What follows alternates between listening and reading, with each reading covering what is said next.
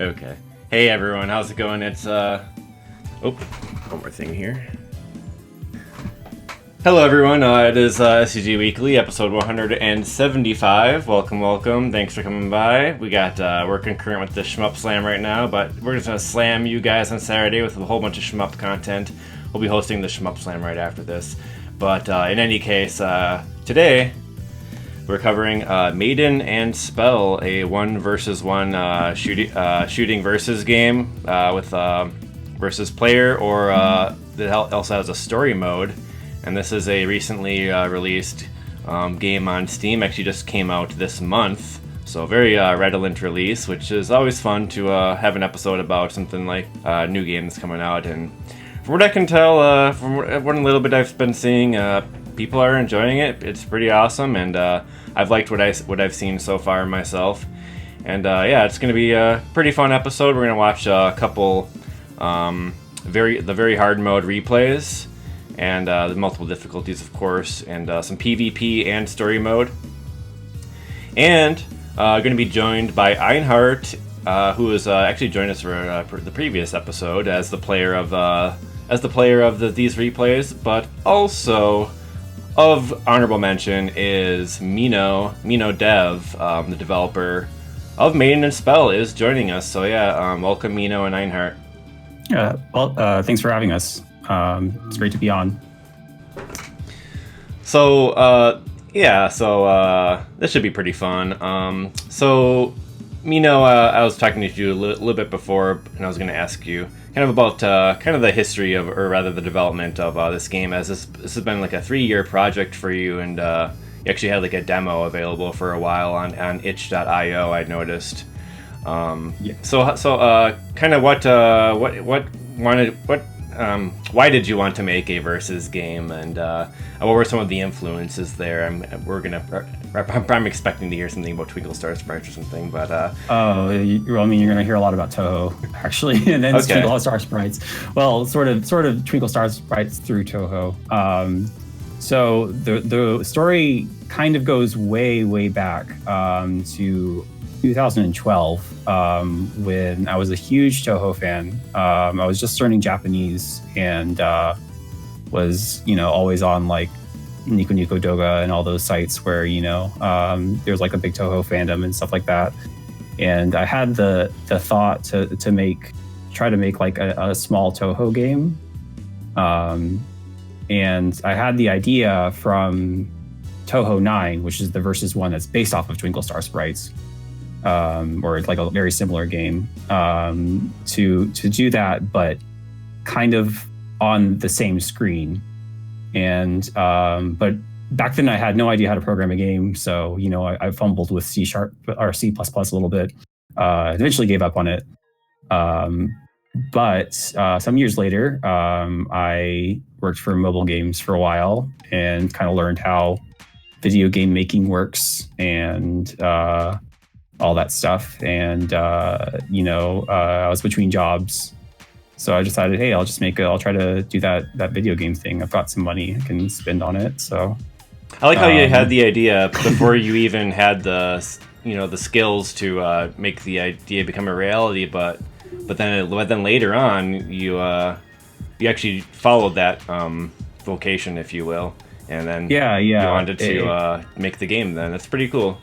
It's funny because over the years I had some time to think about it, because my original attempt, it was like a Toho fan game, and the Toho influence shows through even to the completed game. But I would try to have like Reimu and Marisa and all those characters.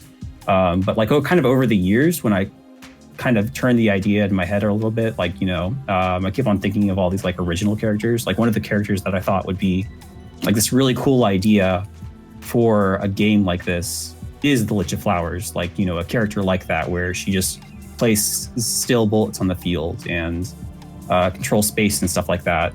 And sort of from those kind of ideas, I started thinking that maybe it would be a better idea to do it with my own original characters. So I would have like a little bit more freedom to design their movesets to be whatever I want them to be. Sort of like, have some sort of like, what would you say? Like because if I did do like a Toho fan game or something, like, if I do Marisa, then she has to have her Master Spark, or there's certain like things that people would expect from a Toho version of this game. So whereas so were you considering like just making this a Toho fan game like in the beginning at all? Yeah. Back in 2012, I was. Okay, wow. But the when I really picked up the game and started making this version of it in Game Maker, that was 2017, and at that point I had already kind of decided, okay, this is going to be my own original game. I'm going to try to become an indie developer and try out this thing. But yeah. But the original inspiration was still like Toho, a lot of it, and then Toho, the versus Toho in particular, which was based off of I would later learn it was based off of Twinkle Star Sprites. So I did get a chance to check out that game as well and see what they were doing, but I definitely wanted to do something where both players were on the same screen fighting each other directly. Yeah. So that was kind of the original inspiration of it. Just try to make that experience, but on the same screen fighting each other directly. It's pretty different because we haven't really seen a versus game in the widescreen format in particular.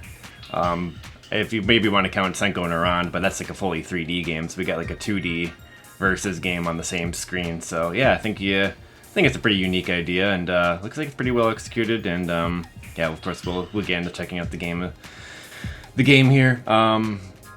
Yeah.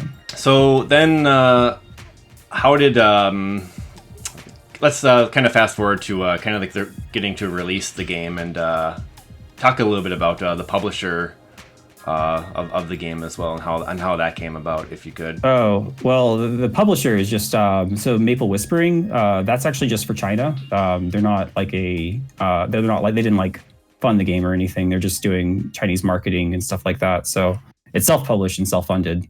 Turns out mobile games make you quite a bit of money if you're a software engineer. So my recommendation for anyone in stream, if you want to like follow your dreams or something, just work in mobile games for about 3 years and save up money. Yeah, so it's entirely self-funded basically. So can you clarify what the role of the Maple Whispering was then in the release? Just like literally just marketing in China and publishing in China, and like making sure it follows like whatever Chinese laws that they have. So they're not really a big part of the game's development at all, other than me implementing their Chinese translation into the game, and like they didn't really have any. So what's the significant, or how did you get? What's the significance of the connection with the Chinese community, and why was that important? Why is that important in this case? They contacted because I had been sort of friends with the developer of One Step from Eden, who also had signed up with them. And they just kind of found me through that, I think, and they just were like, "Oh, hey, do you want your game published like officially in China?" And I was like, "Sure." But that's basically it. Like that's kind of like it wasn't like a big thing. So that also kind of leads into kind of the question about like the environment of gaming releases in China. So there's some more restrictions going on there with releases. Is that the case here? And then leading to like special treatment with the publishing? No, people who played the campaign might know that there's like one little bit that I thought might ruffle some feathers in China. There's exactly one thing that was kind of weird. I'm not sure if I should say this on stream, but whatever. No one will figure it out. You'll all keep it a secret, right?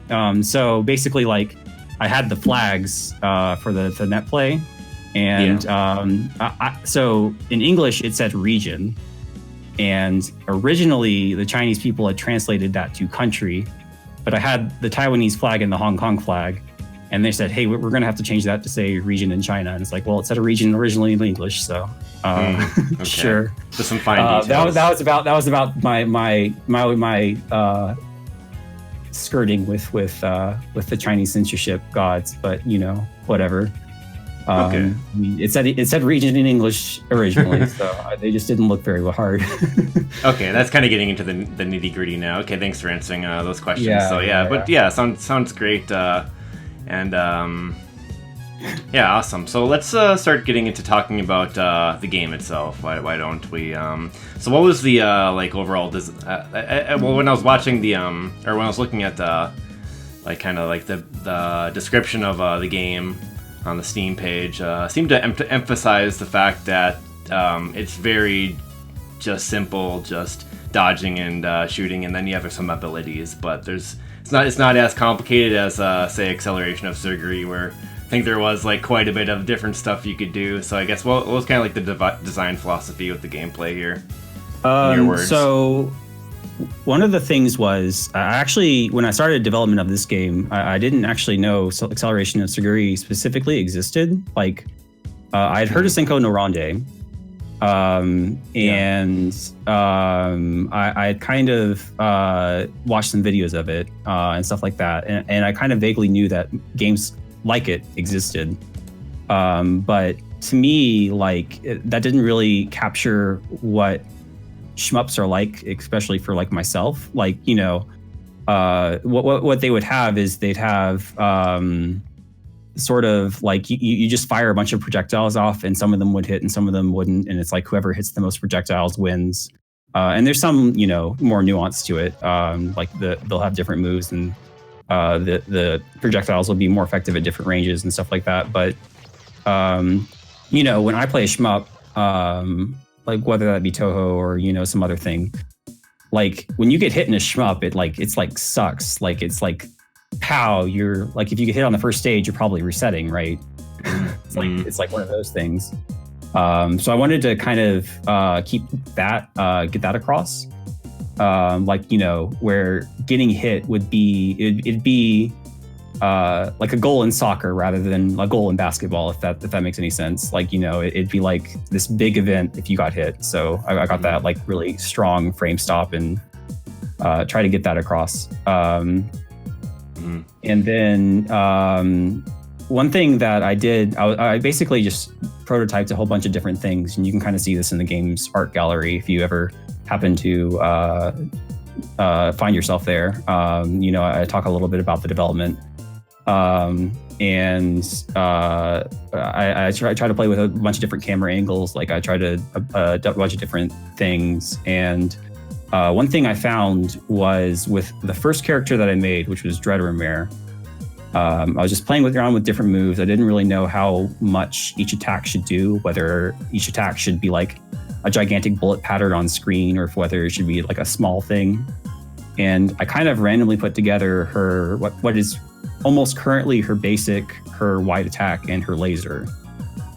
Mm-hmm. And I discovered that if I did the basic attack, the wide attack, and then the laser, then they would all match at the same time. They would, the basic would be slow, and then the wide attack would be a little bit faster, and then the laser would be instant. Mm-hmm. I'm not sure if that works in the current version of the game because, nerfs and adjustments and character balances happened, but I really liked that concept, and I've been trying to kind of base the game around it, having each character have some way to combine their bullets into a pattern that's harder to dodge by, different spacing and different bullet spreads and that kind of stuff. Okay, so why don't you go into talking about just the general gameplay and the controls and what do you have available as the player then? So you have a basic attack, which in Japanese I call it Jiki Narai, which is what it is. It fires directly at your opponent. And then you have what I call the wide attack, which in Japanese is Jiki Hazushi, which is what it is. It misses the opponent if they're standing still. And those are sort of the things that you'll see in shmups sometimes, where you'll have attacks that are targeted away from your yeah. That's the two That's the two things. That's the two main things: aimed and not aimed shots. Right? Yeah. You have the thing where you try to skirt ever so slightly to the side to like to dodge it, or the thing you try to stay in still and dodge it. Yeah. So those are your two things. Your two things you can use as much as you like, and then each character has 2 cooldowns, which is where I kind of make them really different. Their cooldowns can basically do anything. I feel like their character should be able to do. The offensive cooldown just does completely whatever. And then there's a defensive cooldown, which is sort of like a bomb. It's on a cooldown, obviously, so it's not quite like a limited item or anything like that, but all of them make them invincible in some way.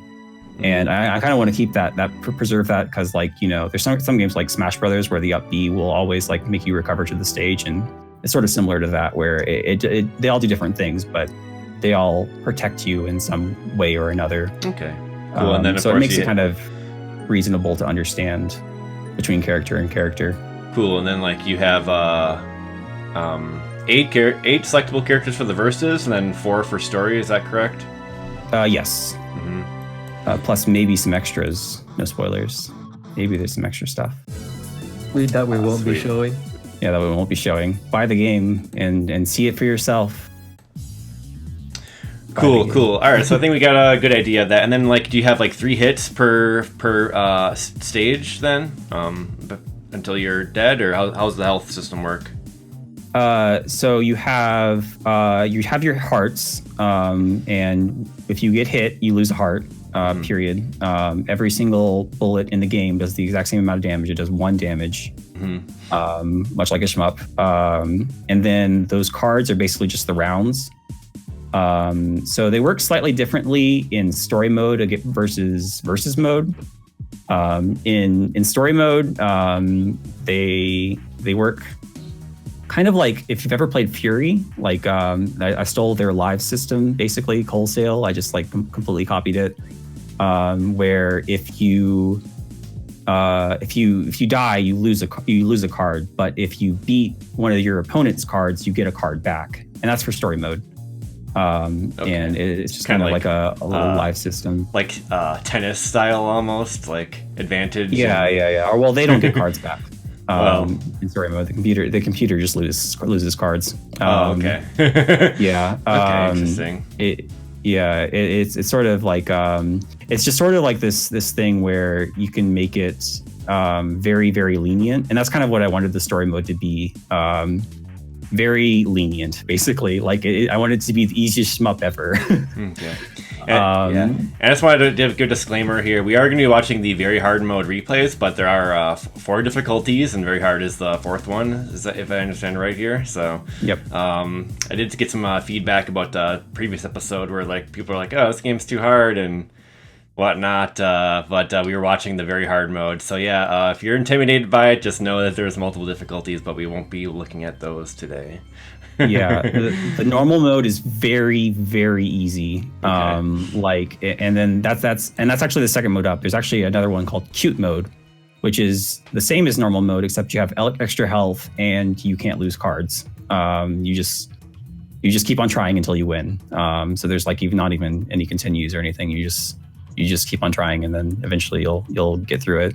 And you have a lot of extra health too. So that's kind of like if you just want to see the story or something like that. Okay. Cool. Yeah. All right. But it's very, very easy on normal mode. Good to know. Yeah, because I think it's like I got like multiple comments about like I think it was the previous game. It was like, this looks too hard, and I'm like, but there's multiple difficulties. In any case, I just wanted to get that out of the way. I think we got a good idea of kind of what we're going to be expecting here, and we'll be going more deeper into kind of how the game flow and how things are going on with some commentary from Einhart and bouncing back and forth here. And we're going to start with a story mode, very hard mode run with the Arcanist character. We'll start with Priestess, actually. Oh, Priestess? Okay, I'll go. Yeah. Okay, Priestess it is then. And we're going to watch that together here and kind of get more in depth into what's going on in this game. So I'm pretty excited to see what's going on here. And we'll have some game audio, of course, as well. So, all right, let me cue it up here.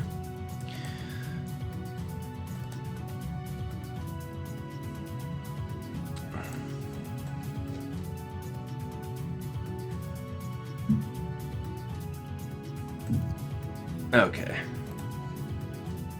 All right, I'll do a countdown here, and we'll jump into our first replay of the episode here. All right. All right. So it'll be on go. 3, 2, 1, go.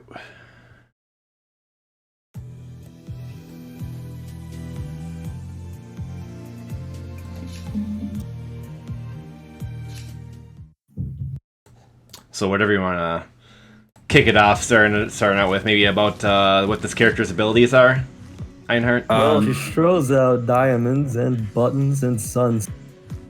Okay. Yep. Yeah, you can kind of see her special there. So Priestess is actually the last character I made, and her whole thing is that she can charge attacks up and teleport bullets directly to her opponent's position. Like what you see here is Einhart doing her offensive special, which if you charge it to a certain point where there's like a white flash around your character, you can immediately use it again instead of it going on cooldown. That's the wide attack, I take it. Yeah. So the general strategy for DPSing with or attacking with Priestess is use the wide attack as much as you can. And if you get interrupted, or if you can't use it, then you have to fall back to your basic or wide attack, which is those things. People in the Discord have already started making memes that some Priestess is like the breakfast priestess, where she has waffles and pancakes. It's amazing. Oh boy. She also likes a lot of hugging because in PvP it's the worst night. But right now, I'm just DPSing the bosses using the special, and it ends pretty quickly. And then we can see those hitboxes there with the glow around the character, Toho style. Yep. Expect those to be fairly small. The larger circles around the character is actually something I stole from Cinco Neronde, because that's one of the things I was watching and thought it was a really good idea, because it lets you kind of get a general idea of where your opponent is, even if you're like out of your peripheral vision. That's what the most widest circle is just to kind of give a visual cue to the other player. Right. Okay. Or yourself as well. That's okay. So then there's some inner circles as well. Those are like related to your weapons. Yeah. Those are your cooldowns. So the Okay. really long one is the defensive special, and then there's like a smaller one that's the offensive special. Bam.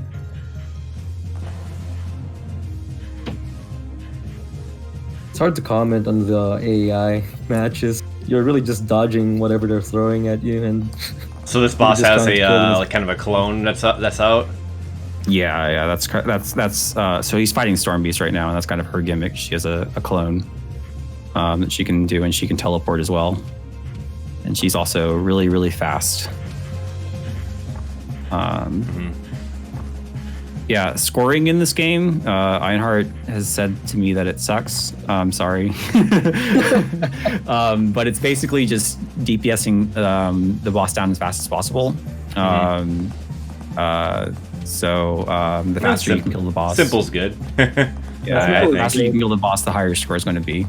And also, like, not losing cards is another big thing. yeah, getting hit still hurts a lot. You lose a lot of time when you just get hit. It's kind of frustrating when you do. Yeah. Why do you lose the time when you get hit?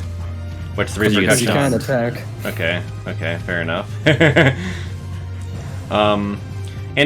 So you said earlier, you keep on doing a combo with this wide shot. So if you don't recharge it, how long does it take? How long does it take to get another one out? Like 5 seconds, I think. He has another one right now.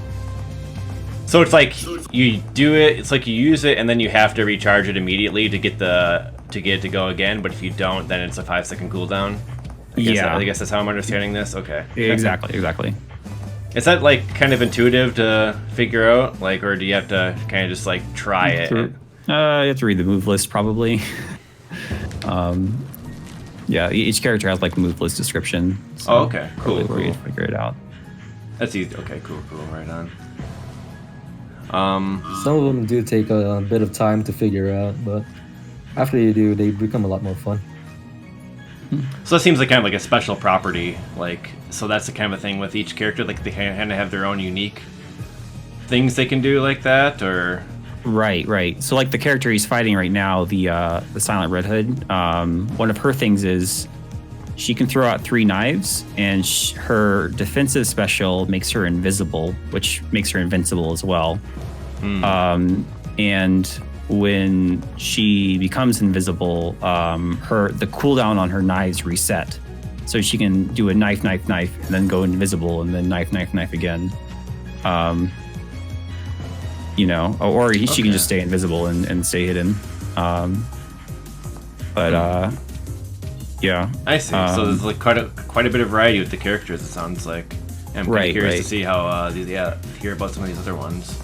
What about that Ultra Magnus attack? I kind of saw that earlier. Is there like a supercharge you can do, or what was... No, that's a story mode only thing. Okay. Yeah, there's some experimenting with like ultra super awesome moves early in development, but like I don't know, I think it just makes it too complicated and makes balancing it even more of a pain. And okay, fair enough. It's I don't think it's really necessary, so I just didn't do it. So which attack is this full grid one that is using? Is that the defense or what is that the boss is doing? Is that just what they... Yeah, that's just a story mode thing. Actually, I should explain the story mode versus the versus mode. The versus mode is just this stuff, like what we're seeing right now, where you fight each other and just use your moves. And if you play online, this is what you're going to do. Yeah. In story mode, every single time you get them down to 1 heart, they have some sort of special attack. That's just like a story mode thing. Okay, cool.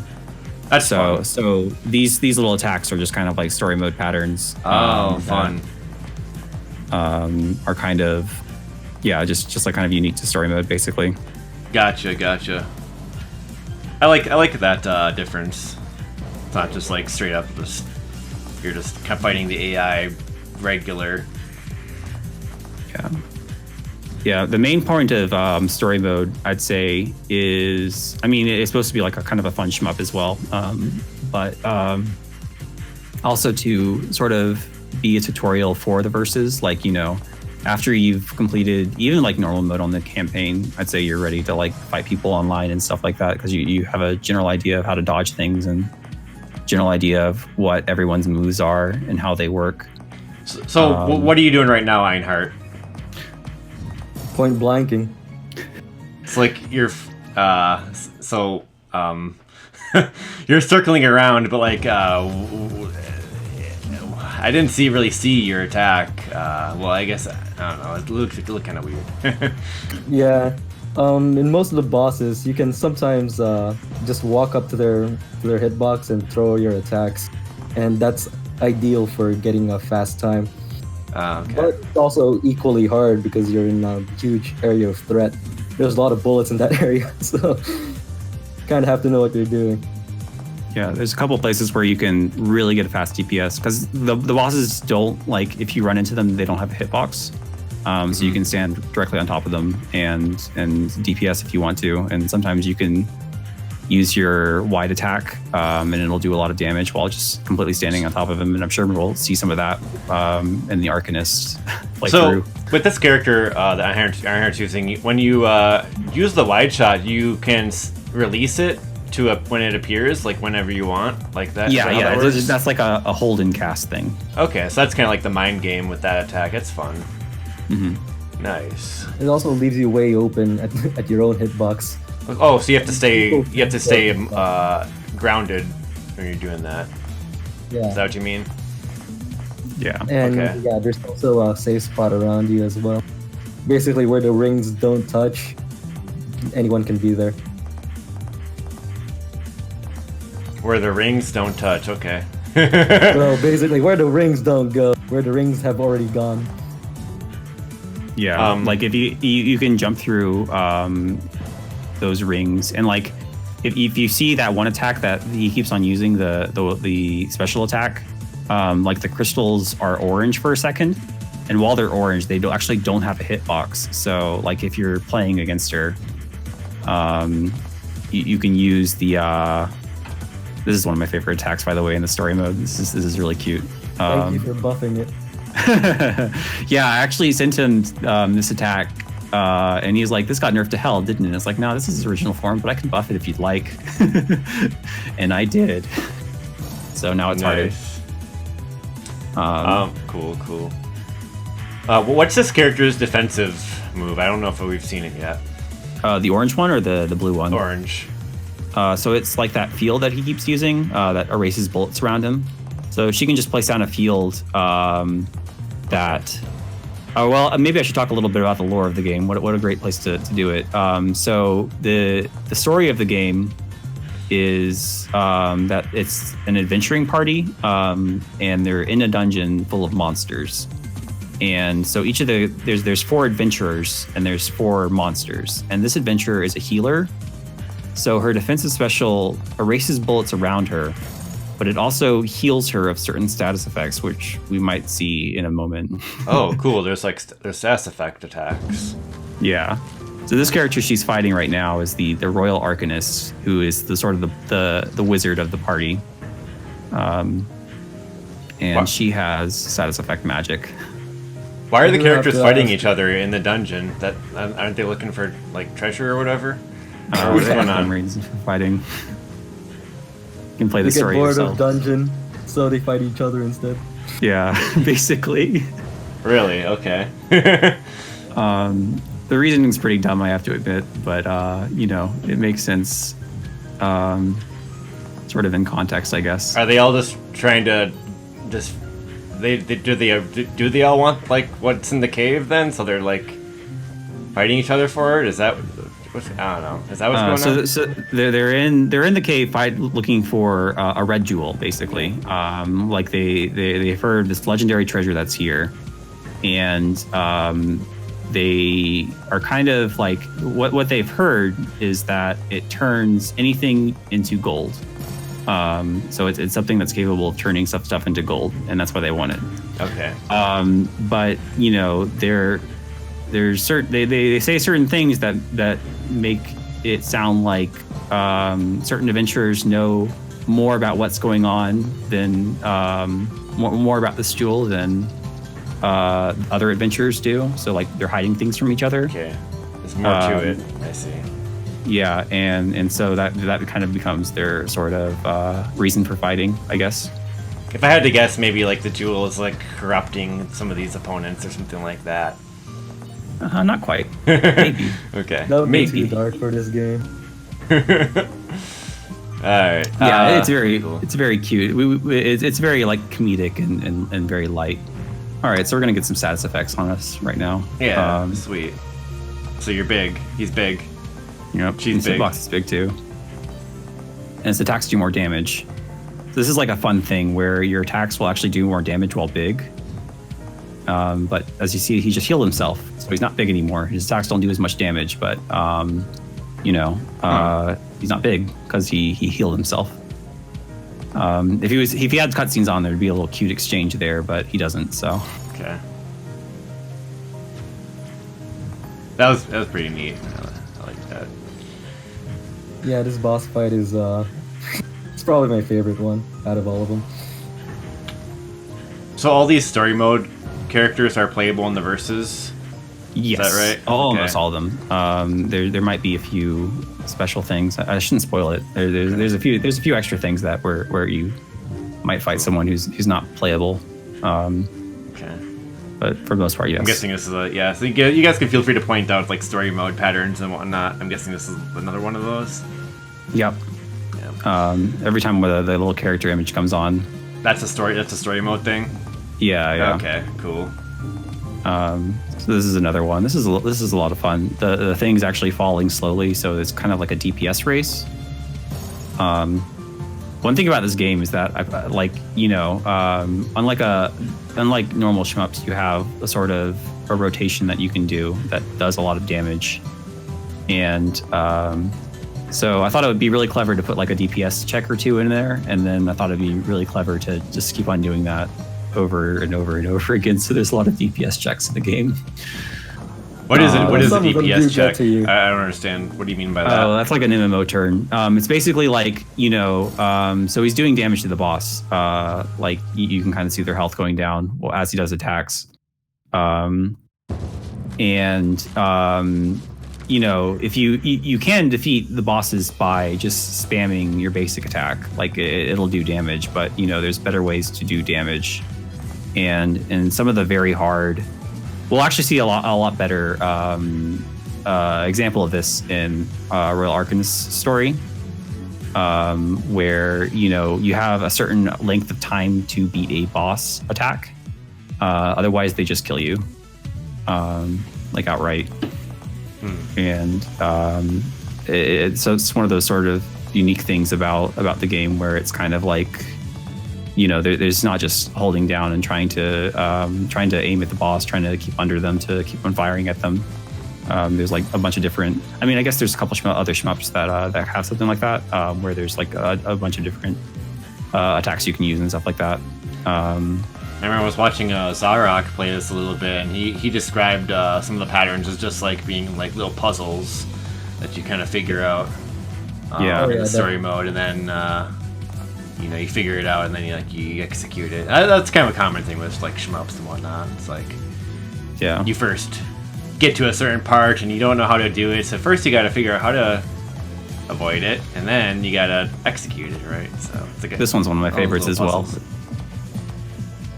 Little story mode. So Moonstryker. Yeah, I guess you use the defense right as the beat. It looks like you had to use the defense there. I whipped it twice though. Normally I know miss it, but this run I just missed it up. Trying to. This looks kind of tricky what you're doing. Yeah. You try to avoid lasers while going in and out between swords. But you want that speed kill, right? Yeah, exactly. Well, you get too greedy and you get hit like that, and then you lose time. So. Not even a no-hit clear. Game's been out for like what, a week? Come on. Yeah, I got to be a bit better. Sorry. Yeah, what was the game released on the 22nd? 22nd was it? 25th. So it's been 4 days. 4 days since the game's been out. Yeah. This is a fun pattern. Actually, one of the Steam achievements is surviving this pattern right here for 60 seconds. Oh wow, that defense barely was enough there. Looked like. Yeah. Well, looks like you could, because you can't move during the defense, right? No, you can move a little bit. Okay. She can move. Some characters can't move during the defensive. They're all different, but she can.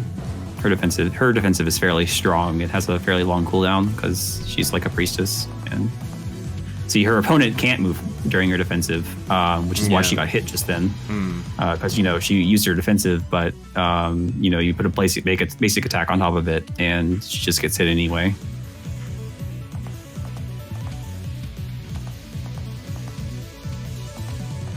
This one, I think I made it too hard on hard mode. This looks tricky. Yeah. It's pretty hard. It's fairly difficult on very hard, but I try to keep a fairly even different difficulty for some of the other difficulties like hard mode and normal mode. And I think I've been watching some people play the game like on Twitch and videos and stuff like that, and I think that's one of the ones that gives them the most trouble. That one that we just passed. Yeah, I think it's actually harder than her final attack. Probably just slightly too many bullets. So like, I see that number 200 coming up there when you're throwing in those are the basic attacks, right? Are you doing damage right now, or what's going on her there? HP is at the bottom of the screen, so you can kind of see that number 5,000 something that's coming down. Has that always been there? Yes, and also next to his character, there's like a little percentage that you can kind of see. It's kind of I'm not sure if it's showing up on like Twitch and stuff like that because it's kind of small, but you have your enemy health bar next to your character as well, just so you can see it. Wait, so was that health bar there for all of the cards? Yeah. Yep. So like, is there certain attacks that just take away a card immediately, or is it? Oh no, it's the hearts. So like that was replaced, but with the hearts replaced, I was kind of confused about this system. Oh yeah. So Sorry. So I guess what it is, it's like you both have 4 hearts, and if you lose 4 hearts, this is super spoilers. I forgot to take this out of when you don't do cutscenes, so everyone's getting really spoiled right now. I'll just pause it. I'll just pause it. It's fine.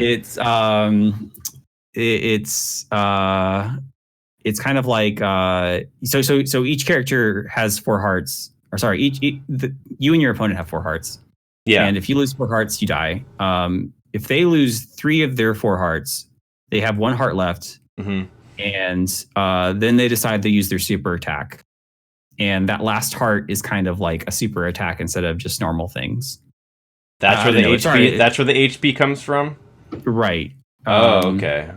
It's a little bit confusing because it's not like straight arcade mode. Oh, that's cool. That's cool. I just didn't notice the HP bar, and I was like, it was an HP bar, and I thought it was like 1 hit per heart, but it is. Mm-hmm. But the last attack in story mode is a health bar because they're going apeshit on you.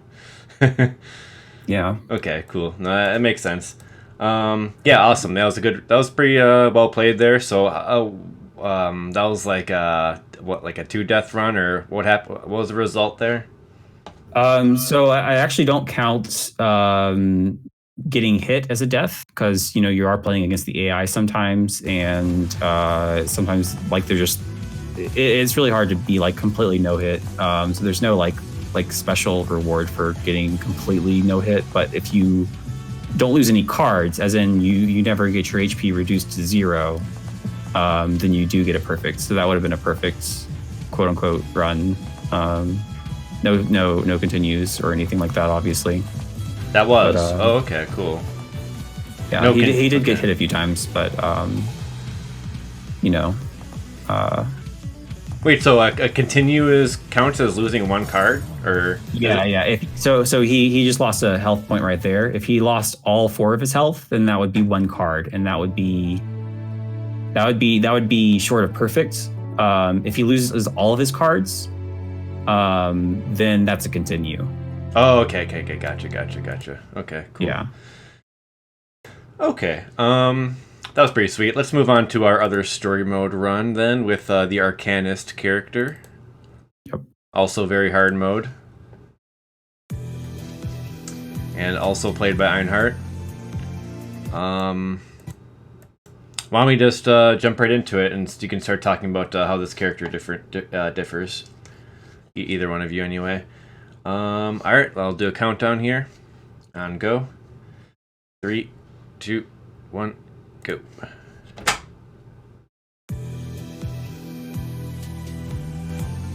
Yeah, so this character take a lot of explaining. Oh, go ahead if you want to explain it. Nope, I don't want to. Oh, all right. So this character is sort of the floaty character. So the way I describe her is she's sort of like the Mewtwo or the Ness of the thing, like, or I'm not sure if there's probably some other fighting game characters. But like she excels kind of at a distance. Her shot has a very low spread on it. Although her wide attack is fairly effective up close as well, and so is her statuses. But she has, she can move fairly freely while attacking, which is one of her things. And she has that large moon that you're seeing coming down every once in a while. So that's on a very short cooldown, so you can just use that gigantic moon. And then her status effects, which is on her defensive special. Mm-hmm. And man, that's going to take a while to explain. So, status effects, there are 6 of them in normal play. They are, in order, Paralyze, Slow, Confuse, Toxic, that's not in order, a minimum Toxic, Doom, or Death Toll, that's what I call it. And they all do different things. So they are all like ever so slightly annoying things. Like Paralyze makes your character stop moving every like 700 milliseconds or something like that. It's just like this really annoying thing. Slow slows down all of your actions and your patterns. Let's see here. Minimize makes all of your bullets smaller and makes yourself smaller. Toxic spawns bullets around you at random, and then Death Toll makes a bullet appear after it's like 5 or 6 seconds. Okay. I mean, individually they're not much, but combined they're really, really annoying. So this character's was the Falling Moon, or? Yeah. Okay. She has a falling moon and she has status effects. So why is this character so complicated? Because when I was originally making the game, I wanted each character to have 8 moves, where they would be bound 4 moves to, you'd have them sit bound to the same keys, but then whether or not you were focused or not would do different moves. Yeah. And I decided to take that out and make the game simpler. But I had already coded all these status effects, and I didn't want to take them out. Yeah. So I didn't, and they're still in the game, and they're really complicated. And I had a hell of a time putting them in netcode. I think that was one of our the most they had a lot of bugs, and when we were testing it before the beta and during the beta, our status effects wouldn't work correctly online. Yeah, I did want to make sure we mentioned somewhat earlier on, perhaps, but the netcode it does use rollback. Yeah, rollback actually, technology. this would be an interesting place to talk about it because so story mode, right? You have all these special attacks, like this one. This is another special attack. I think we saw something similar. No, never mind. We haven't seen this one yet. But one of the things that in the different difficulties of the game is that some of these attacks will be slower. In addition to having fewer bullets, the actual attack runs slower. Like the bullets run slower. The bullets are fired at a slower pace. It's almost as if the whole game is running at a slower pace, except for your character. So remember that and put a pin in that when we talk about the netcode, maybe later. Just remember, I have a system where I can put a number into the thing and make attacks just run slower. And that'll be important later when we talk about netcode. Yes, in the chat it was brought up that yes, this character is using all the status effects. I guess that wasn't clear to me either, but I see that they're cycling through each time he uses the moon. They're cycling through each time he uses a status effect. You can kind of see them going on the opponent. Oh, and here is one of the what I was talking about earlier with the DPS check. So this move right here, this card is a pure DPS check. Like he has to reduce her HP to 0 before this timer runs out. Otherwise, she just fills the screen with a laser and you die. Oh, okay. I see the timer on the top right here. Okay, fair enough. So he has 4 seconds left to kill her, but he's good at the game, so he does it no problem. But there's a lot of stuff like that where you have to you actually do have to do enough damage to defeat a boss in time. Otherwise, they just kill you. So that's sort of just making sure you know how to play the game, I guess. On some level, and then for that attack, on normal, it has less HP. Basically, it's just simply like that. So you probably shouldn't jump right into very hard mode for your first time playing, so you don't get wrecked by the some of those story mode attacks. Actually, it's funny because Einhart, I think, played the original demo. He was one of the people who found the game very, very early, and I think he originally posted it to the Shmups Discord even before I knew it existed. And he said he almost wrote my game off as just a shit game because of Steelfall, because of that DPS check. Yeah, I just called it a Kuso game. It's right there. You get to the last boss in the demo and it just kills you. It's well, that's the demo. Thanks for playing. It's you didn't realize you could just kill it. That's enough. Boy. I mean, that would be a pretty good way to end the demo. So any shmup devs who are out there looking for great ideas, just at the end of your demo, just kill the player and be that's the demo. Thanks for playing. Yeah, leave them with a good first impression there. Yeah. But it was mostly a joke. I liked the game, but I just did not like that move at all. Everything made sense up to that point because I didn't understand how status effects work. Yeah, it might be a little bit confusing if you're going on very hard, but I have to admit I was smiling ear to ear making that move, like, you know, because that's one of the other things I had in my head for such a long time.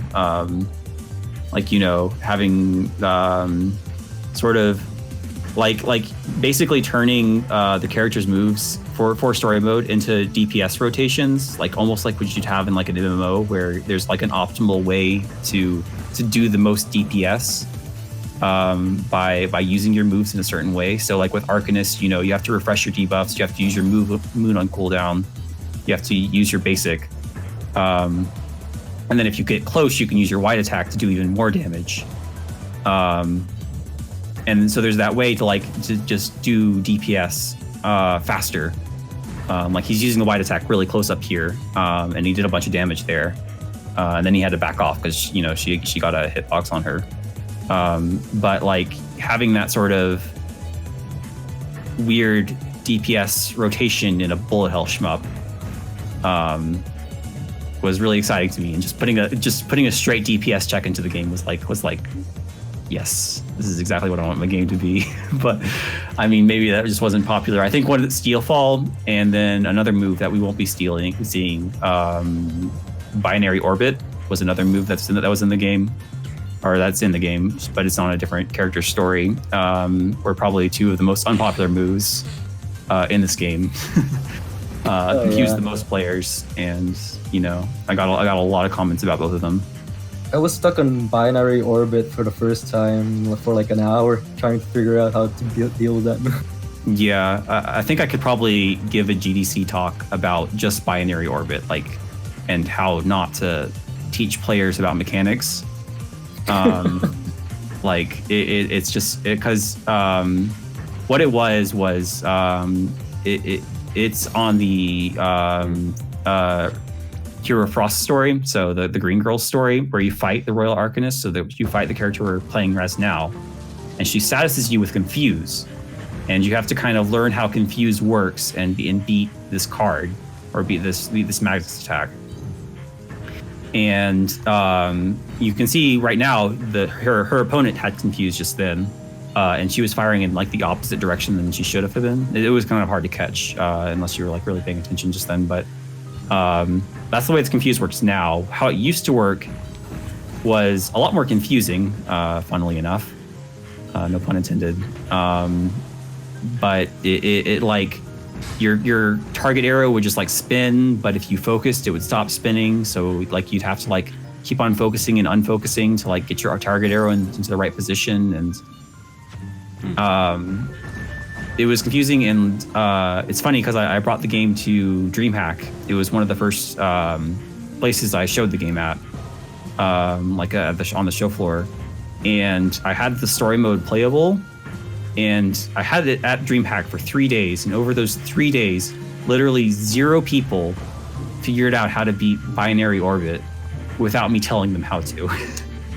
So bad pattern. The power of a location test, right? Yeah, exactly. Yeah, that's why I recommend developers do demos, at least of maybe their first game or so, because you know I certainly learned a lot about my own game through other people's feedback. It definitely wouldn't be where it is right now if I did not have that demo. I released that demo quite some time ago, and you know, when I released it, I was so proud of my game, and I was like, "Oh man, this is going to be the talk of the town because it's just so great." And you know, looking back on it, it was really not good. It was super confusing. There were a lot of bad sound effects in it. There were a lot of you know, things just weren't. This tutorial was bad. Like, you know, people couldn't understand how to play the game. They didn't understand what the game was. So I think that like with a lot of player feedback, it's come a long way. And I think that's why it turned out as good as it did. Just having that demo and having the constant player feedback on it. Yeah, definitely. This looks fun. Oh yeah, this is one of the last patterns I made. This pattern changed a lot, and I think I made this like only like 2 weeks before release. I changed it at the last minute. That's like a fun one. It was hard to make that pattern so that it that there wasn't like a safe spot in the corner. Like, you know, you're expected to rotate around the middle, but if you stand in the corner, or well, at least if you how it used to be, if you stood in the corner, like you could like just the bullets weren't dense enough, and you can just dodge through it. Yeah, just camp there.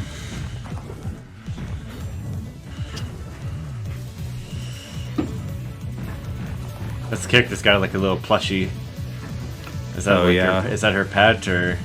It's supposed to be a Hydra head, so she's supposed to be a Hydra. Oh, like you know, she has like watery heads, and that's her representation of the mini Hydra heads. However, you know, so for if you don't know, actually, Cynic of Devil Engine did the sound effects for this game, and he decided to give it a cat sound, and it kind of looks like a cat, I admit. And you know, I never got that sound effect redone, so I guess it's a cat. Can't really hear it right now, but it has like a nya sound. Yeah, why don't you talk about the music and who worked on that a little bit, if you wouldn't mind.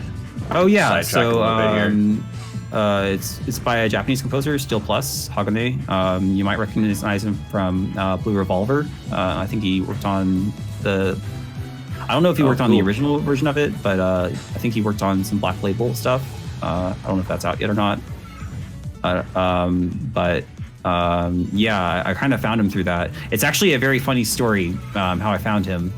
I was looking for a composer, and I almost had a friend who was going to compose the music, but he couldn't because he was like busy, and that kind of fell through. I don't think he was really that experienced with composing anyway. So I just looked up games on Steam. I looked up shmups on Steam, and I literally just sorted by the most positively reviewed. And at the time, the one that came up was Blue Revolver. So I kind of looked at that and looked at the composers for it, and you know, he was doing work on it at that moment. And I looked at his SoundCloud, and you know, he had fantasy stuff as well. So in addition to kind of like electronic shmup stuff, he did fantasy music, and I thought, well, that's perfect, because you know, my game is kind of like this fantasy shmup. So that was really good. And then you know, the first song he sent me, he sent me the main theme that plays at the menu first, I think. But the one after that he sent me was the song for the painting turn reverse, which is the second stage. And that's actually the song I used in the trailer, and I love that song so much. It sounds like something out of Final Fantasy Tactics or something. It's like dun dun dun dun. Yeah, I'm really enjoying this particular theme myself. Yeah, he's got a really nice style. It's kind of fresh sounding. Yeah. This one, the theme for this stage is really good as well. I think that this is his favorite, Hagane's favorite song for the game, and it turned out really well. It feels really cool when you're fighting, especially, because it's just like the music picks up around the time they're using their like super awesome moves at the end. It's pretty great, and there's some other great tracks on there as well. If you play through the game. Very cool. All right, let's get back to the gameplay here, since we're wrapping up this replay. What's going on here, Einhart? Well, it's a time check. It's our DPS check, and you have to kill her before she covers the screen with that big ball over there. Oh, fun. Okay. Yeah. Well, that's about it. Not much else to say.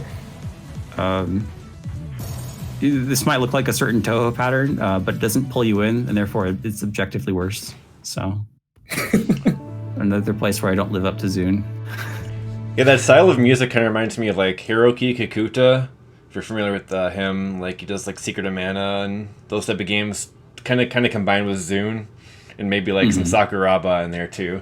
Really cool. Yeah. That's a really cool style. I like that. Go ahead. The game also takes a lot of inspiration from Final Fantasy, the Final Fantasy series in general. Because one of the bigger inspirations I had for it was the Final Fantasy Dissidia games, which are like arena fighters. Yeah.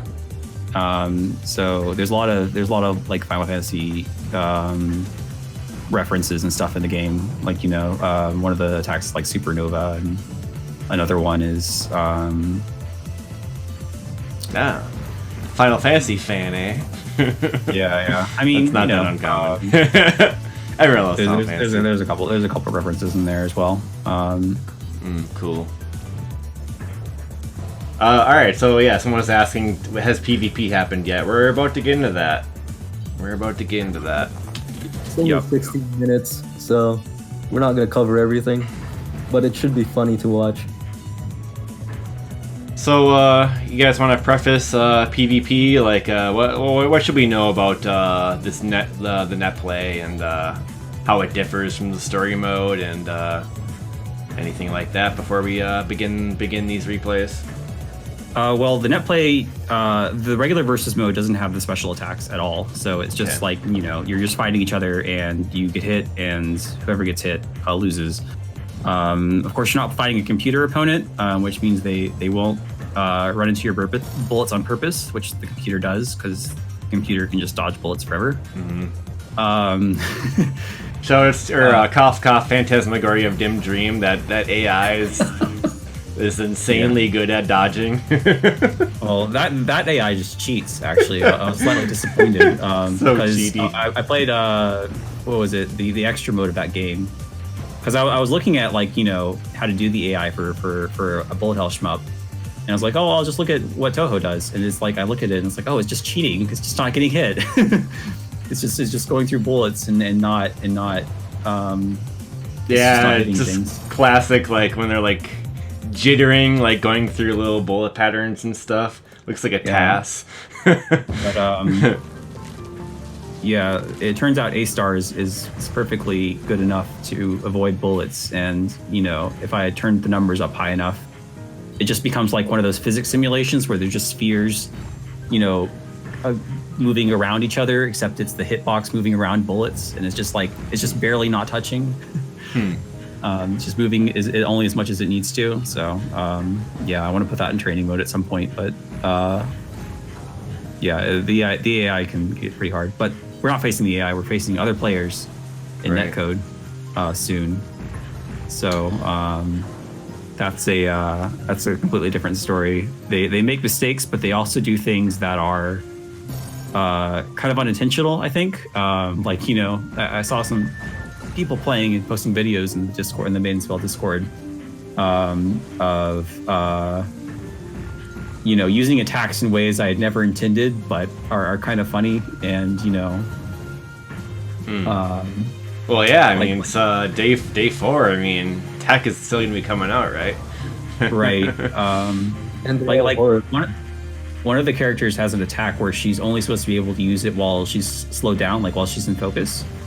And then someone figured out that you can just tap focus to the rhythm of her attack and move at normal speed while doing the focus strong attack, which is fun. And I'm leaving that in because this is talented. It's cool. In Tekken.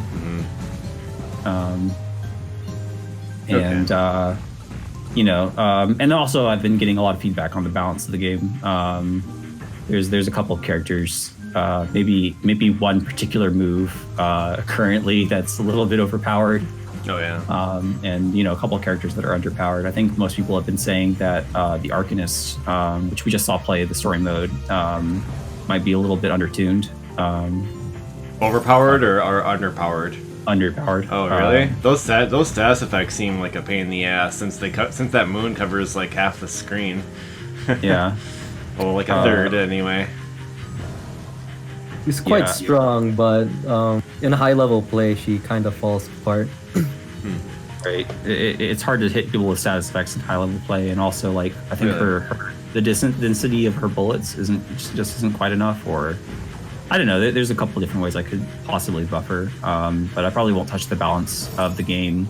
except for maybe fixing a couple of the absolutely broken moves. What I'm planning on probably doing is we're having a tournament fairly soon, and after that tournament I'll fix some of the broken moves because I don't want to like change the balance of the game right before the tournament. Yeah. And then after that I'll let the meta kind of sit for a while, see if anyone discovers some super cool Arcanist tech that completely breaks the game or makes her balance or something like that. I don't think they will, but maybe they will. Yeah. We'll react from there. Sounds like a good plan.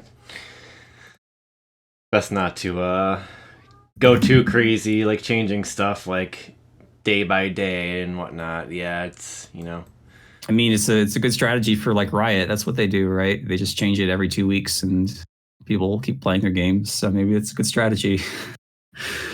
Really depends. I mean, it's such a different era now with updates being able to go down like so often, but it's like back in the day, it's like you get your game and that's it, pretty much.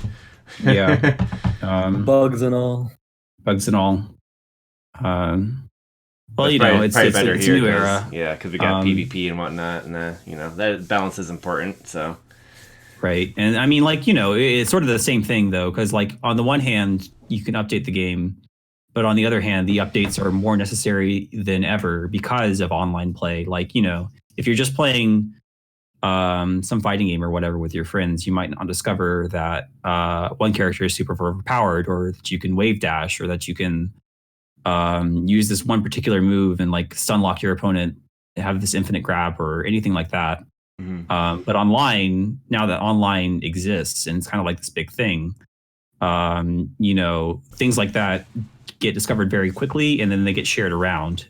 So balancing becomes more and more important. But it becomes easier to do because we have that online ability to update the game. It's just so crazy these days, and it's like people start like playing like the legacy versions and stuff, and like they don't like how the new version is, and it just gets crazy. Mm-hmm. Okay, let's get into these versus matches. So yeah, it's gonna be Einhart versus Sanghelios. Who is this Sanghelios character? He's a Suguri player and another tester, actually. But he's mainly a Suguri player. He doesn't play too many shmups, but he's stupid good at this game. Sweet. All right, right on. All right, let's start this out. This will be a quick 15-minute session. So this will be one online session here, basically. No, it's edited a bit. Okay. It's edited so that I can show some matchups and some goofy strategies, what happens across different matchups and stuff like that. We're going to start off with mirror matchups, and then we'll get on to different ones. Okay, yeah, feel free to take it away then when we get going here. All right, I'll count us down. Into the versus matches we go. 3, 2, 1, go. So here we have Sun Priestess versus Sun Priest. And we can't hit each other when we're next to each other, so most of the time we're going to be trying to hug each other and throwing out rings and stuff like that while dodging the rings we surround ourselves with. Oh boy. Yeah. So are you orange or who's... okay, Einhart's orange, okay, Sanghelios purple. Right. Okay, cool. As you can see, like the characters are differentiated by color, and then like the palette swaps also have different color bullets, so you can tell who's who. And your own bullets don't hurt you, so orange can run into orange just fine, and blue can run into blue. But yeah, mirror matchups in this game are pretty silly. There's not much you can do about them. You just have to dodge each other, and the one who dodges better should generally win. Mm-hmm. Nice one. You can like reposition in between the round, like Marvel style. Yeah, that's fun. Yeah, it's really repositioning. It keeps the pace of the battle up, I guess. It's probably gonna break something at some point, but it's a lot of fun. Yeah, man. There are some characters that can just trade stocks through that, but that's a problem. That wide can be so dirty because like you can like fan it out like in anticipation of like the other guy wanting to go back or forward. Like that seems pretty mind game heavy. Yeah, using that seems fun. Mm-hmm. But there is a delay before it gets a hitbox, so you can just walk through it. Yeah. Cool. So that was a quick game there. Now another different mirror match. Yep, this one's Lich versus Lich. Basically, we're just throwing out around flowers and butterflies, and we're just trying to dodge each other. Since we can't actually go offensive and try to hit each other, we have to just camp around and dodge the butterfly bullets, basically, while creating these massive walls of flowers. That's cool. Yeah. This looks pretty good. This looks pretty fun. And just crash into the wall there. Lich is a really unique character. She kind of has the still bullets, and her large flowers erase all other bullets, including the other Lich's large flowers. Oh, we got Sanghelio in the chat. All right, shout outs. Oh yeah, what's up? He says, Hey, man. "Oh hey." I can't read Twitch chat, but hello. Says the mirror matches are fun. Yeah, they're pretty interesting, especially Lich versus Lich, because it's like this. It becomes a completely different game almost, because you can erase. So Lich has these flowers, and then she has her butterfly turrets that just fire regularly, and Lich with her defensive special can erase all her bullets, including the turrets. So if you manage to catch a turret inside your large blue flower, you can erase it, and you gain more space, and you get one less thing shooting at you. But you have to charge it up to have a larger radius. So it's almost a completely different game when two Liches are fighting each other. I think a nice strategy here is to kind of spread the butterflies out and then kind of try to trap them with them, while also staying mobile so you don't get hit by the other guy's turrets. And oh man, good times. And here's a Red Hood versus Worm. It is a pretty good matchup, I think, and a pretty good battle. Oh, here we go. A little more fast-paced matchup. Yeah. This might actually be a good place to talk about the netcode. So Einhart is playing Dreadworm, which is the white one, silver, and he's playing against an opponent with kind of a high ping, like 200 something ping, and yet it's running smoothly. And one thing that you might notice is that the place where Silent Red Hood's arrows are firing from are pretty disjointed from her hitbox. And that's kind of actually the secret to why the rollback is so good. That's actually kind of a bug. I probably should roll back.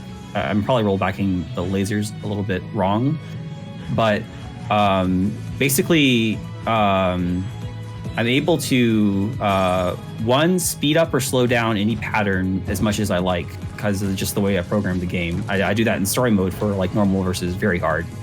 But in net play, I'm actually subtly slowing down or speeding up the attacks. So, Einhart's attacks, you probably can't even tell, but every time he fires one, it's very subtly slowed down and then speeds up. And then his opponent's attacks are sped up when they're first shot, and that's kind of the rollback. It's rolling forward his attacks to what he sees them as. So that's the way that it matches the state of the field by on individual attacks, basically changing changing how they are on the placed on the field and how their speed on the field.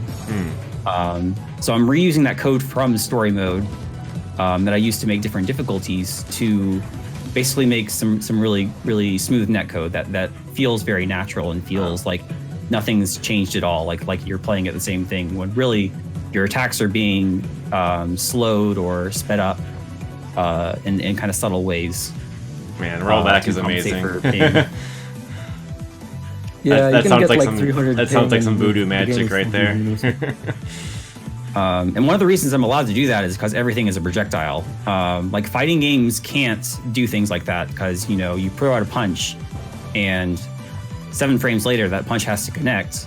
Whereas in Maiden Spell, everything's a projectile, and none of the projectiles even have hitboxes for the first 150 milliseconds, so 9 frames at 60 FPS. So I can always rely on the fact that I can roll forward at least 9 frames and not change the balance of the game at all. And for a lot of the patterns, I can do it even more because they'll have like charge up times, or like you can see with Storm Beast, if she uses her basic, the purple one, like it has like a period of time before when you hit the button, it like has a little bit of a warning, and then it fires. And you can just speed up the warning, just make the warning a little bit shorter. And no one will even really notice because the projectile is coming from so far away that it doesn't matter if it's a little bit faster. If it works, it works. Yeah. It just works. It's really, really smooth. Very cool. Very cool. A lot of that went over my head, but I think dev people will definitely find that more interesting. Yeah. People are really impressed with the netcode, but it's kind of like the design of the game just lends itself to netcode very, very well. Sorry, cool. I interrupted you. No, that's fine. I don't say anything important anyways. No, go ahead. So we got a non-mirror match here. What's going on here? How is the clone controlled? By the way, but on Sun Helios' side, he basically just throws it out. Just deploy it. It'll do his attacks with a delay. Okay, it's like a turret. Yeah. Okay, neato. This was before Storm Beast was kind of nerfed. You can throw it out every 4 seconds in this match. So we got international matches, and you guys don't really feel lag when you play this, eh? Yeah, like Sanglios said in chat that he's in Europe and Einhart is West Canada, I think. So yeah. This is a match across the world right now that you're watching. Looks like you guys are both doing what you want to do, so that's cool. This is a bad matchup though. Basically both of us are just waiting for the other one to die since we can't really hit each other. Someone's got a crack. Yeah. Is there like any time over mechanic? Yeah, so the way that works is that there's the battlefield gets smaller. You might actually see it soon. I don't know. Oh, you'll see Bomberman it style, match. yeah. Next match? Next match, yeah. We'll explain it next match then. Cool. That sounds fun. Bomberman style. You'll just watch me get my butt kicked by the Storm Beast. Good beats. Turn that up a bit. Oh yeah, this is a really good song as well.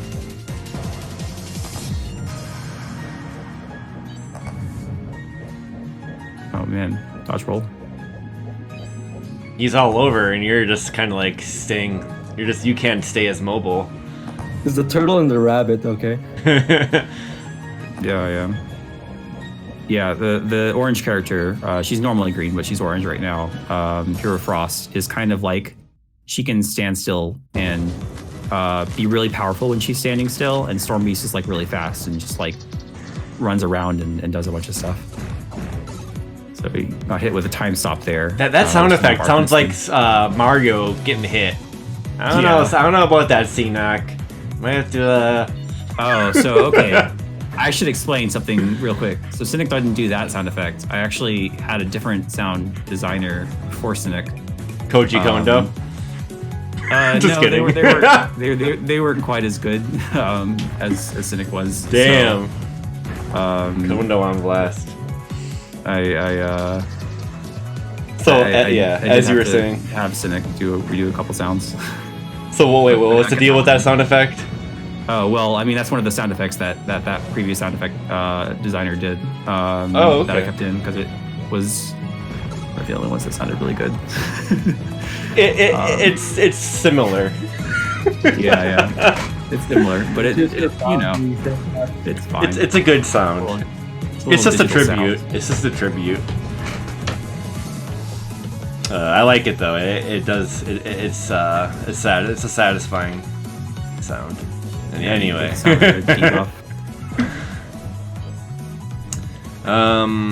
Alright, but you can see the borders. So the borders are closing in. Those okay. Dotted lines. Cool. Just 2 vertical lines. Is there going to be horizontal ones too? No. Okay. It just closes in. It just brings you both together. Okay. Yeah. Will it eventually like go all the way to the center, or will it? Will it actually pretty stop? thin. I want to see. I want to see the happens in time this overs. I want to see the intense time overs. Oh yeah, you get we have a lot of time those over? matches, but they're like 10 minutes long. Max I wanted to restriction. show them. I think it should come in faster. IMO. No, I think it comes in. I wouldn't know. I haven't played the game yet.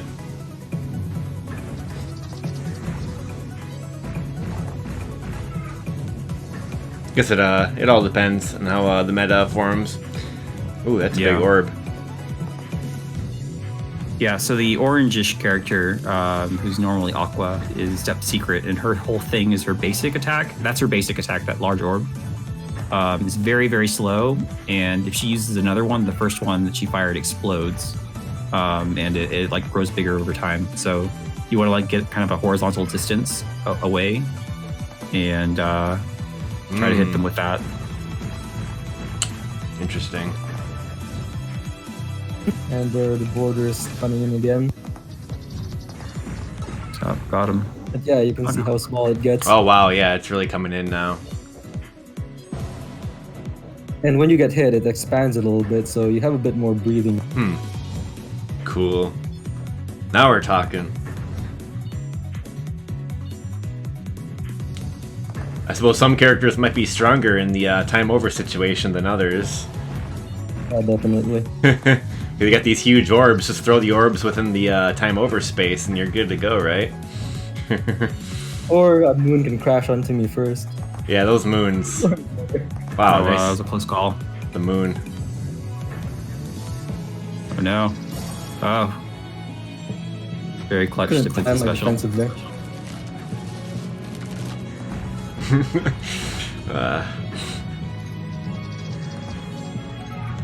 This one's okay. This one's down to the wire. Yeah, one card each. This is deft when Oh, Yeah, hard got to him put out trapped. there. Got him trapped there. Yeah, that's Dep's whole thing. So, like, she can trap people, using her various moves. Like she has like that sort of wave of bullets, and then she has like a gigantic head that eats bullets, and then of course the large bullet. I think Einhart might have cut out. The zoning game seems pretty no, I'm here. important Oh, here. very good. It's like micromanaging the space and kind of trying to trick your opponent into going somewhere else. Seems the Yeah. mind games are Yeah. pretty strong, which is Positioning fun. is really important. Uh-oh. You cornered him. Got out. Oh, use that defensive. That was the invincibility, right? Yeah. So that was his defensive special. Is he only invincible inside of the little clock circle, or? Correct. Okay. Ooh. And yeah, that's it. That should be all the replays they Oh, set up. interesting. That looks fun. Very cool, very cool. Is there a way to spectate matches? Yes, there is. Oh, nice. That's So if you're feeling a bit nervous about like jumping in and trying to fight people, you can always just spectate a match or two and see how it's played. Oh man, very cool. See how people are playing their characters, and learn a thing or two. Spectating is also interesting because the bullets go at normal speed. They don't have the slight slowdown, so everything looks much faster. Do they? I think with spectating, it's all just delayed at the same amount. So I guess you're just seeing the information a bit late. So yeah, I don't even remember how I programmed spectating. It's all a blur to me, really. The netcode in this game for this game was programmed in about 3 or 4 weeks, and then the battle part of it, the lobby took a lot longer. You got a request for a replay feature to be added into the game. That would be very difficult. I'm sorry, Western dev problem. I know. The thing is that it has a variable frame rate So you can set the frame rate of the game to whatever you'd like, and that means I can't just record inputs because if your frame rate wavers or stuff like that, it might be a little bit difficult. It might desync very easily. This is why we have OBS, so we can record matches easily nowadays and whatnot. Yeah, that's kind of one of the things. Like, one, it's very difficult to do because of you have so many different monitors that refresh at different rates, and you want your game to be able to handle that. But at the same time, you have OBS and stuff that makes just recording without like dedicated recording sort of replay saving very easy. So it's just like it's a combination of more difficult to do in the modern age, plus like very low priority. There are some like commercial. There are commercial shmups that don't have replay features. It seems like it's not always the easiest task in the world. Yeah, Caladrius Blaze and I think Raiden 5 from Moss. Both of those games don't have replay features. I'm pretty sure. Yeah, it's I guess it's one of those things that's kind of being left behind by time a little bit, which is kind of sad. But we have YouTube and OBS, and it's a different era now. Yeah. So yeah, we are going to be wrapping up the episode. So if anyone in the chat has any lingering questions for Einhart or Mino as the developer, feel free to get those in while we kind of wrap up things here. But it's been very nice checking out this game. Very fresh release, just released about 4 days ago, 5 days ago. You can get it on Steam for I think it's on sale off $1 right now, and like something like $11. So sounds pretty good to me. Yep, it's normally $13. If you want my opinion, it's a $15 game, but I've made it cheaper, so that you could buy your friends copies. So do that. There you go. Yeah, it's thoughtful. That's thoughtful of you. Good marketing strategy. Yeah, exactly. So it doesn't matter if they're across the world. I have confidence in my netcode. Says the netcode is legit. It is rollback. Heck yeah. So we actually see some questions here. I don't know what this one means exactly. So was mods real talk or just a meme to my bad meme? I'm not sure what that's I am super serious when I say if this sells well enough, I will add modding support. One of the things is actually... Oh, mods. Oh, as in modification. Okay, cool. Modifications. It's sort of a funny story because so much of the character data, like their attacks and the story mode and like all the data to a character and the story and stuff used to be saved in comma separated sheets. Like they were just in Excel sheets. And then I moved them to code later because certain things were annoying to do in Excel sheets all the time. But I could always bring that back and just make all the characters Excel sheets and things that you load in. And I think it would be a really fun feature to implement, but it would be kind of a big feature. So maybe if I do have the ability to dev on this game for a while, then modding would be a lot of fun to do, I think. And then I can avoid the inevitable Toho fan game that's like this by just adding modding support and letting people add Toho characters to it. Oh yeah, that's definitely gonna happen really fast. Yeah. Interesting. Here's another one. Tentative roadmap for the release. Tourneys, costumes, characters, things like that? Question mark. So I'm definitely, there's going to be a tourney in about a week. It's being run by my Discord mod, Azure Valkyria, who was kind of in the Acceleration of Seguri community, I think. And he's going to run that next week. And I will be providing prizes for that. I haven't announced what the prizes are yet because I want to make some confirmations before I do that. But probably be announcing prizes for the tournament sometime this week. And you said when the tournament's when? Next week, the 7th of March.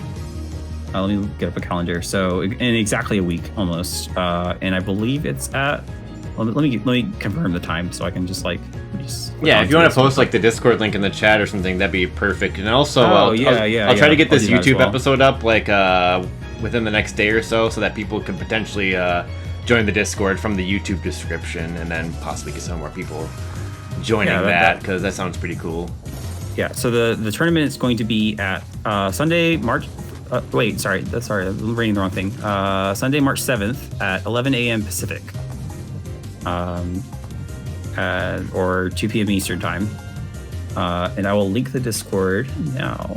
Sweet. All right, we got a Discord link in the chat. Feel free to grab that if you want to. Yeah. It's right there.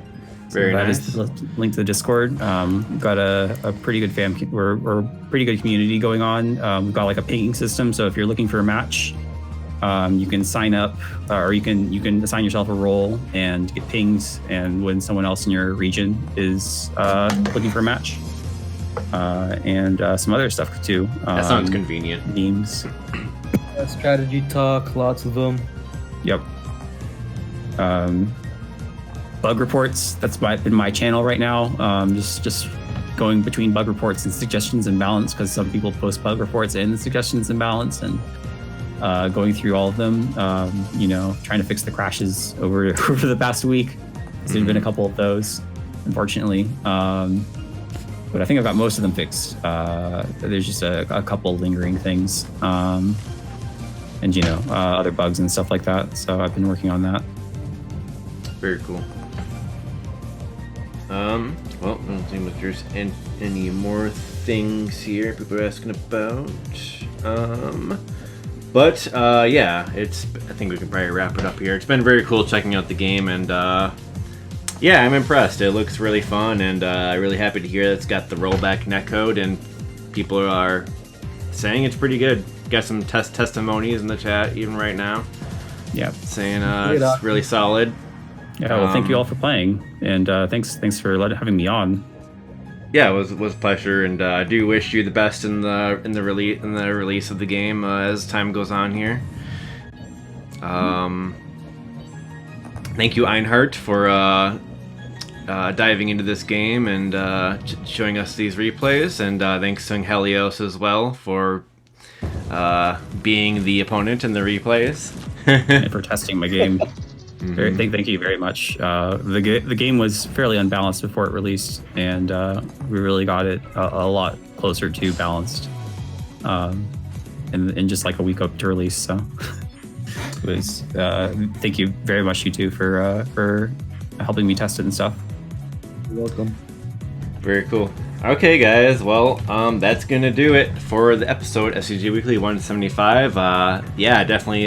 This game gets my approval. Definitely check it out. Grab it on Steam. Pretty cheap. $11. Just cheap enough to spend a $20 to get your friend to play, and then have at it. And then we didn't talk about the local co-op, but was that? Or there's local versus, not local co-op. Local versus. Did you want to comment on the local versus at all? I don't think we mentioned that. It's pretty much the same as the online versus. There's one extra feature, there's two extra features. There's one of them is silly settings, where it's kind of like you can just change a bunch of things. Like you can change the speed of the game. You can make the bullets all gigantic, or make the players gigantic, or there's lots of little fun things that you can do. That you can make them have no cooldowns. That kind of thing. So that kind of weird stuff that if you just want to mess around with the friends, that's local only though. It doesn't really work in net play. And also there are true Magnuses in the extras. So those are like those cards that we saw earlier, but like super hard. So there's even like fairly experienced shmup players will probably have a lot of trouble with them. So there's sort of like Toe's last word, I guess, is the comparison I'd make. Awesome. Sounds like some stuff to look forward to if you check out the game. Very nice. Okay, that'll do it for us. Thanks, everyone. Have a great rest of the weekend. And I'm just going to throw the host over to the Shmup Slam that's going on right now. If you're going to hang on the channel, just throw you guys over there. There's a little Shmup exhibition marathon going on right now. So we'll head right over there and resume this day of Shmup goodness. So yeah, Thanks, everyone, and yeah, till next time. Yeah, all right. Yep. All right, we off. Oh yeah, very informative commentary there. I think that was well done. Oh, I'm still mic'd, but yeah, I thought it was good, guys. Bye, everyone.